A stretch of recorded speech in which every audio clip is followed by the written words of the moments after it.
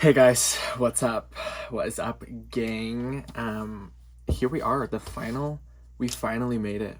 We have finally made it.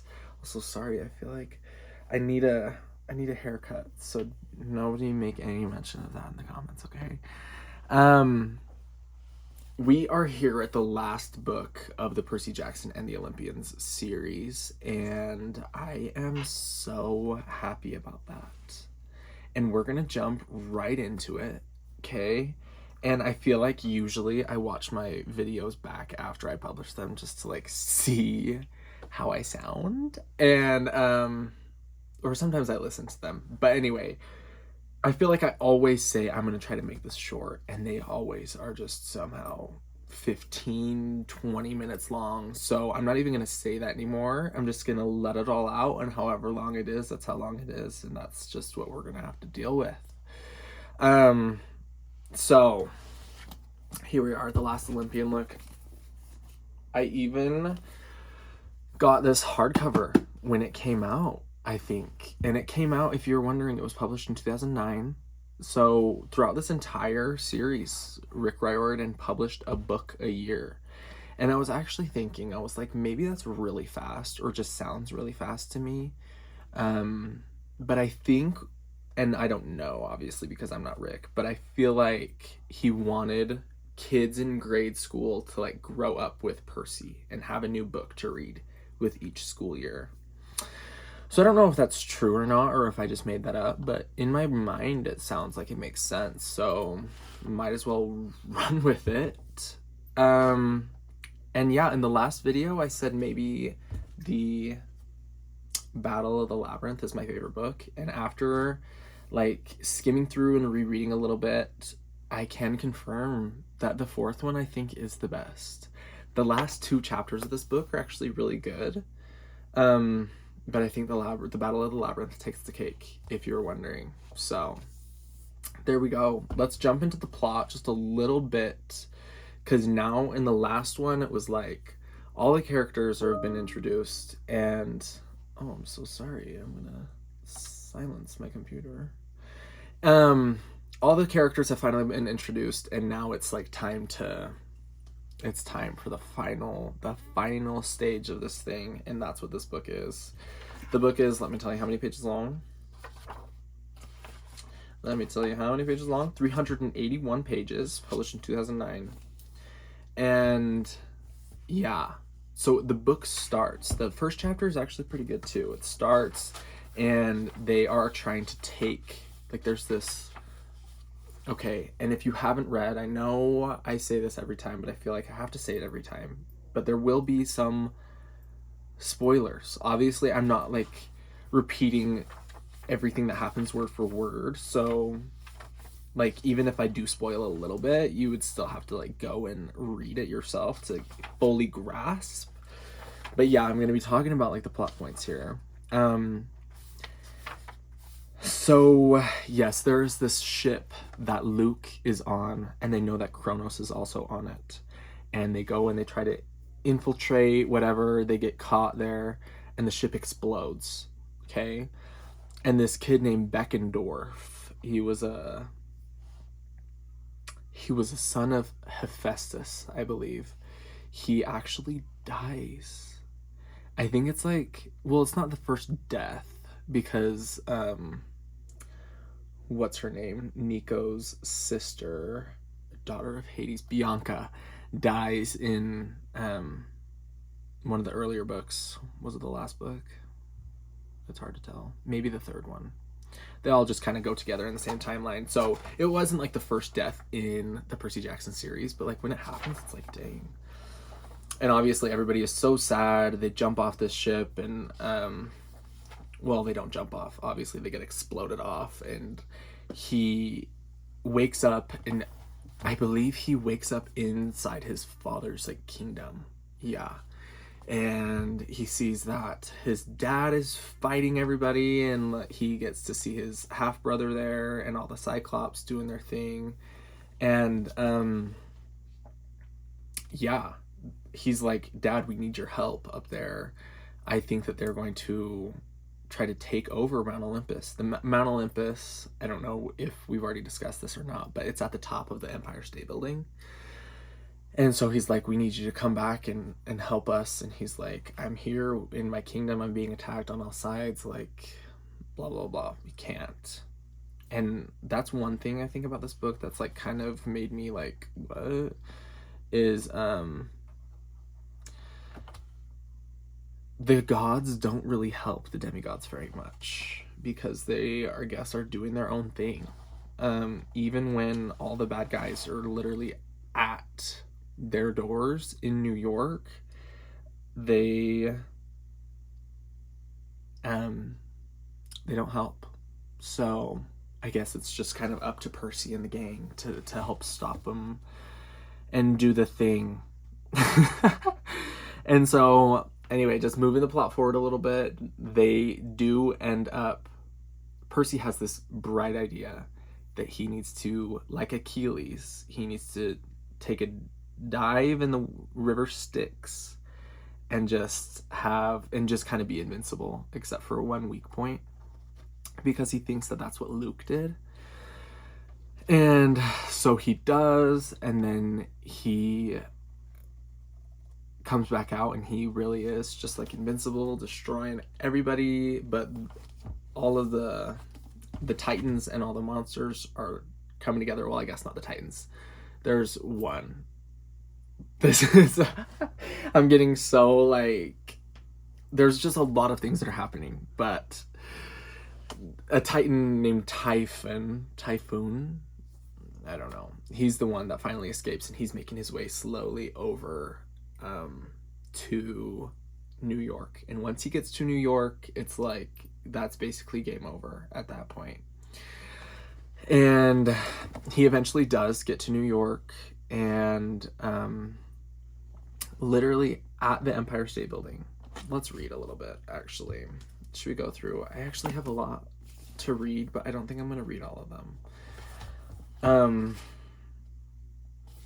I don't think I'm going to read that.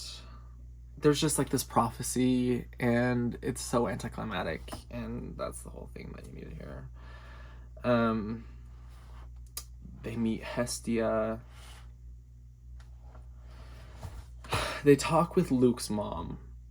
This is at the beginning. This is obviously like page 97, actually, is exactly where it's at. They talk with Luke's mom, and Luke's mom starts just like in my mind, I picture Professor Trelawney of Harry Potter, because she starts giving a prophecy, even though she's like a regular schmegular. Well, she's not regular schmegular, but like she is just a person, and then she just like all of a sudden like starts embodying the oracle and starts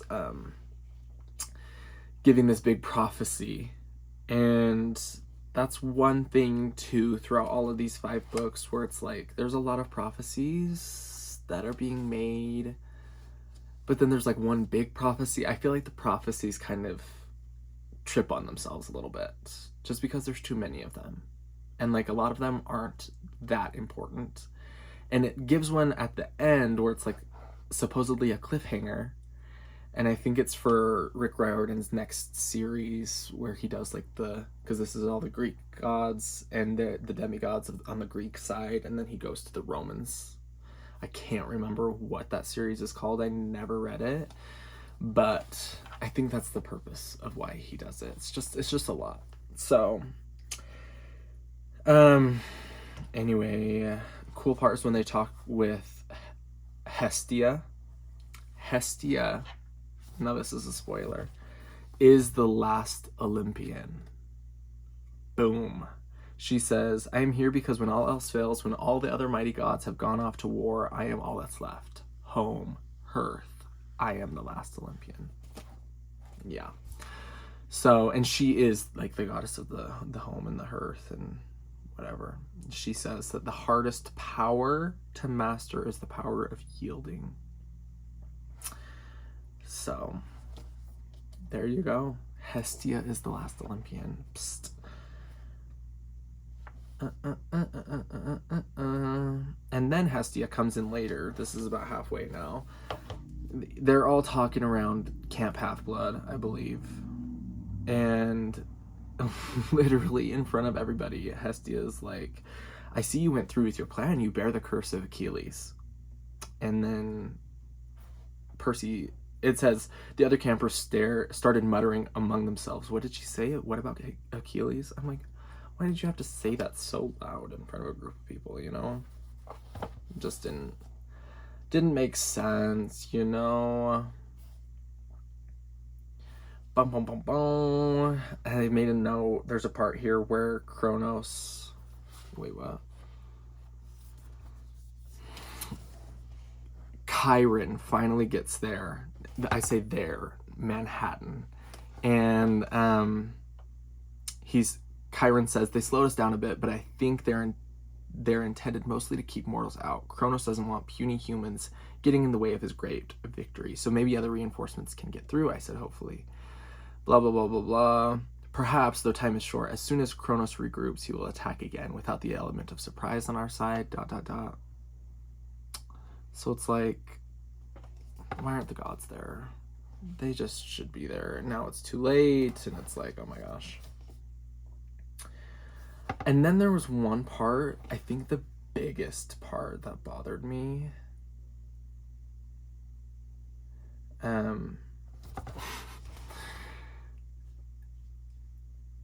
This isn't the biggest part that bothered me, but another little part that bothered me was this like love triangle that Riordan had tried to make between Percy having to choose between Rachel Elizabeth Dare, that regular mortal girl who could see through the mist, and Annabeth, because there's no chemistry with either of them. Like at all. Like poor Percy. He says, maybe I wasn't the brightest guy in the world when it came to girls, but I was pretty sure Rachel had just dumped me, which was lame considering we'd never even been together. It's like, I don't know. He tries to make it like so much more of a thing than it is, when it's really just like, it doesn't even feel like they know each other, really. Annabeth, here's the biggest part that bothered me. Annabeth is talking to Luke.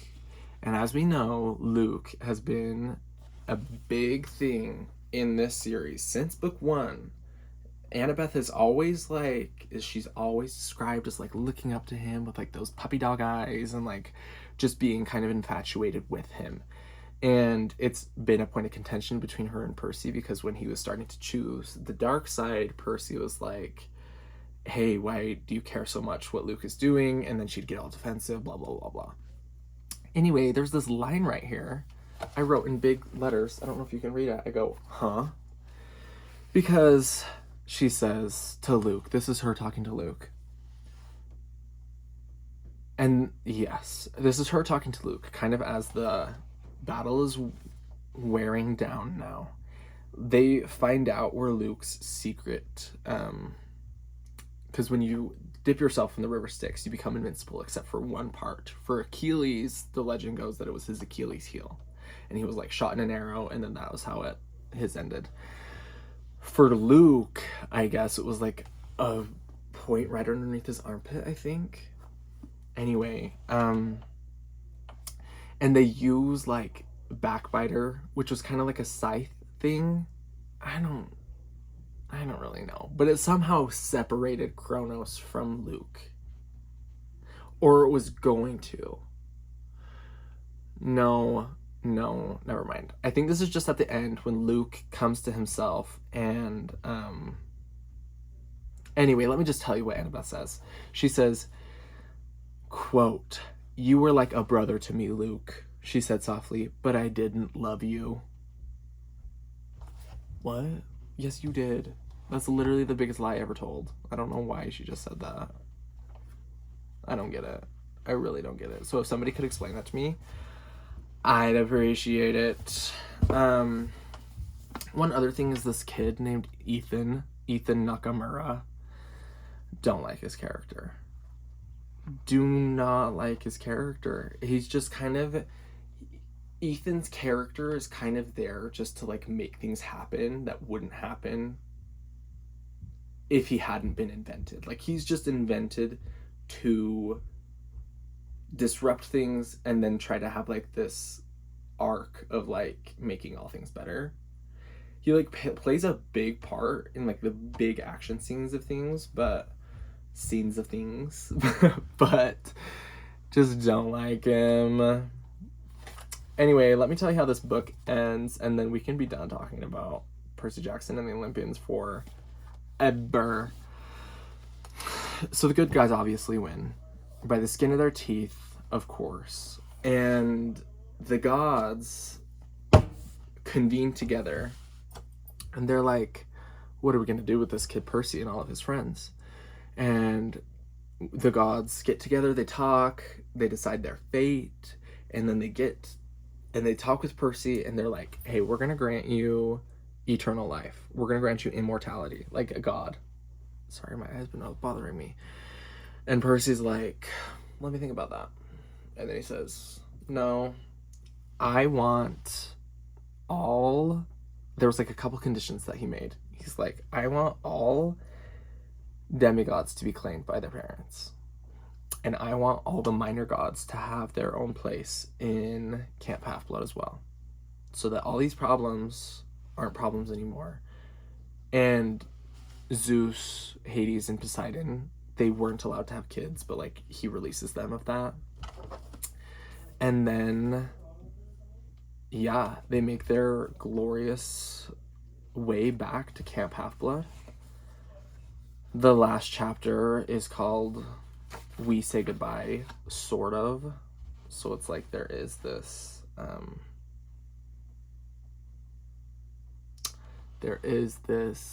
kind of cliffhanger thing, even though it's the end of this series. Although I did see somewhere that Rick Riordan is publishing another book in this series this year. I don't think I'm strong enough to read that one, so I don't think I will, but just kind of interesting. Anyway, him and Annabeth have their little moment. They kiss underwater in the lake, and then they are I feel like they're running at the end. Yes, it says ba ba ba ba ba ba. Oh, and another big thing, I guess, is Rachel Elizabeth Dare becomes the new Oracle of Delphi. And so she gives like another prophecy at the end, the one that I was telling you about, where it's like, is this story over or is it not? Turns out it wasn't, because Rick Riordan had another little thing up his sleeve for a new series. And then at the end, they're running to the road. Who is he talking to? Annabeth, I think. Race to the road, Percy said, you're going to lose. She took off down Half-Blood Hill, and I sprinted after her. For once, I didn't look back. So there you go. That's the Percy Jackson series. I don't know how good of a review that was on my part. It just was a lot to cover. And I'm sure that all of the people that tune in know that I kind of have a scatterbrain, and there's just a lot that goes on. And like a lot of it isn't memorable, but a lot of it, I don't know. There's just a lot of detail. Let's just leave it at that. I like the Percy Jackson series. It really does just go to show, though, that Harry Potter is the standard. Like, it is so good, especially after reading that. After reading the series, I'm like, how is it ever even a debate? And it never even is. I just made that up. But it's just kind of crazy. Like, wild. Anyway, I hope you enjoyed my review of the Percy Jackson series. I apologize to those diehard fans out there that have been watching my videos. As you can tell, I'm not the biggest fan of the Percy Jackson series, but I did read them all. And we had a good time. And we learned a lot. But I don't know if I read again. You know? So, join me next time. We're not done with Greek gods and stuff. You know, I literally have like 6 books that I need to review. They're all in a little stack over here. Oh. This is going to be the next one. It's called The Song of Achilles. So, be sure to tune in next time. And there will finally be some variety to this channel. I know a lot of you are like waiting for this channel to pick up, and me too. We're finally gonna get a little nibble of that. So this was called Carson Reads. It's called Carson Reads because I'm Carson, I read. Everybody have the best day in the world. Leave a comment. I'd love to talk with everybody. Feel free to like and subscribe, whatever. I don't know. And we'll chat next time. Ciao.